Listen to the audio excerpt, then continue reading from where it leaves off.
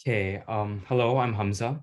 And so Cornell University's archive.org is a popular hub for millions of free scholarly articles in a plethora of STEM fields, with 16 to 18 million people visiting the site in the past 3 months. If you go onto the website right now and click on an article, let's say about AI, you might stumble upon a 38-page paper using foreign technical jargon. This scares away millions of students curious about research and STEM, as well as researchers looking for more info and research in their field. So we decided to make some sort of a solution. Due to the fact that archive website was so hard to navigate, our solution is to create a product that can summarize these papers and display them for the user.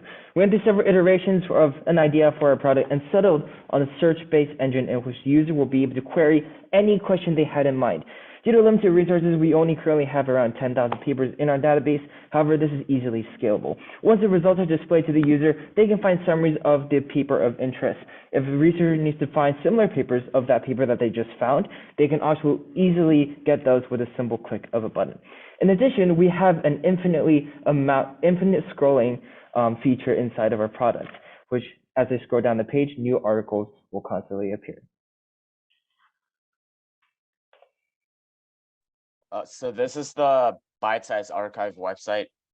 This website compared to the actual archive website, it's much more usable and it's pretty much like more concise and simplified. So as you scroll down, you can just see the different papers, their titles, and their 1 to 3 sentence summaries. And if you click the read more button, you can get more information. So you can get the authors, you can get the entire abstract, and you can also get the archive link. There's also the category feature, which you can select for certain categories. So if you just wanted to see artificial intelligence papers, you can click this and it just filters the entire database. So you only see artificial intelligence papers. So for example, this one, you can see that this is artificial intelligence. And if you want to search for something more specific, you can also search for a term such as quantum. And once you do this search, you find papers with the keyword quantum in them. So for example, this paper has, you can see here, quantum states in the abstract. And you can even combine this with other features such as the category feature. So if you click this, you can see mathematical physics topics, which have the quantum keyword.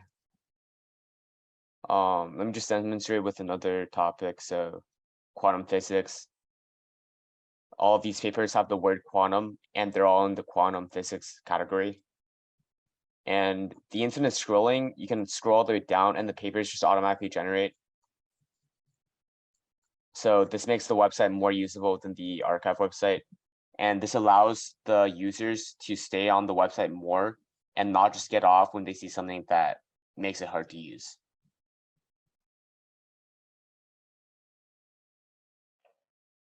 Any questions?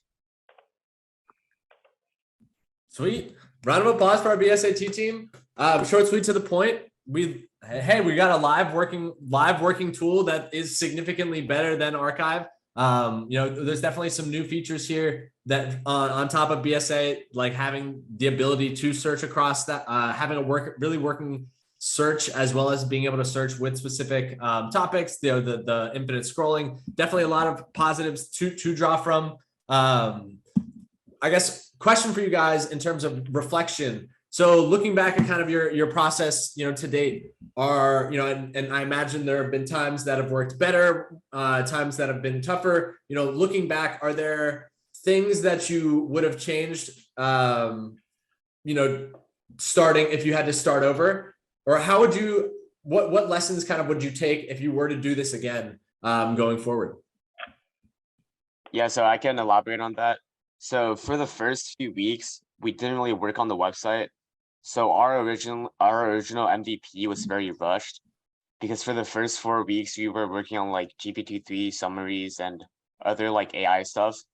And we weren't like really working on the website much. So there could have been much more functionalities added to the website if we started working on it earlier. Yeah, I also think that another thing that we could have, like looking back, we could have also maybe coordinated the way we worked a little bit better. For instance, when I was working on the search engine for this project, And about like maybe a week before, like a week from today, like ago, and I realized that I had to integrate this with a database that Thomas made. And I think maybe if I had done a better job of streamlining and maybe communicating more with Thomas, this would have been a way like easier problem to manage, and maybe it would have I might have come across this problem a little bit earlier, which would have given me more time to solve it. Yeah. For me, I was mostly in charge of like the design and whatnot.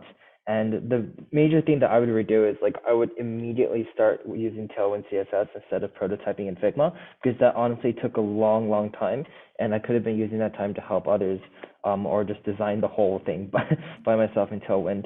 So that's what I would kind of do. But it was a pretty good experience, so I'm glad to be part of this project. I think if I were to start this project all over again, maybe I would definitely start working on the Twitter bot a lot more. Like in those first 2 weeks where we weren't really working on the website, I think I should have spent more time and prioritized the Twitter bot. Yeah, and then kind of building on all of that, I definitely agree with Vincent. I was also working on design, and we spent a ton of time just trying to figure out Figma, and we didn't end up really using it. So that was a lot of valuable time, and I totally agree. I think the first 2 weeks we were also spending a ton of time like thinking about audience and stuff like that. And those, I really wanted those 2 weeks at the end to kind of keep like building on what we have. Sure. Yeah, I mean, but sounds like you guys had a lot of really valuable learnings from it, and those are things that really are tough to learn without going through it. So, sounds like it was a positive experience, and having something to show for it at the end that you guys should be proud of, works and solves a real problem. So, thanks for the presentation, and thanks for all the work that you guys have put in so far.